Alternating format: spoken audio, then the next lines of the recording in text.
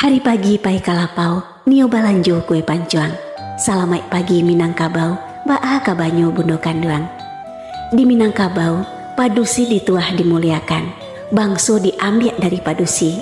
Nyampang tiado anak padusi, alamai putuh katurunan.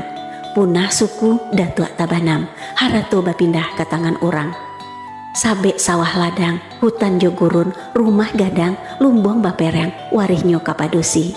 Selain dari sisi material, dari sisi moral, wanita Minangkabau mendapat kedudukan elok. Kehormatan dan martabatnya dilindungi anggota kaum. Susah sanang, hino malu seorang wanita Minangkabau akan dirasukan pihak kaumnya. Kehormatan wanita atau bundo kanduang adalah sagalo-galonyo. Ado pituah mengatakan, hino mulia suatu kaum, tagantung deknan padusi.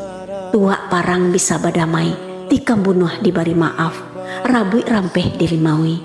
Tapi kok padusi diagih malu, mangko tatutuiklah sagalo pintu damai. Tasinta sagalo kaum, jago suku, bangun dubalang.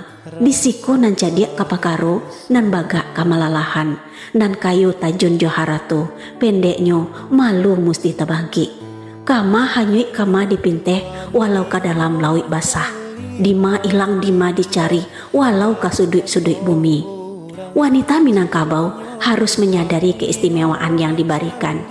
Budi bayi baso katuju, mulut manih kucindan murah. Babelok babilin-bilin, dicapo tumbuhlah padi. Dek elok orang tak ingin, dek baso luluhlah hati. Di rantau taraga ababalia, rumah nan gadang main bau pulang.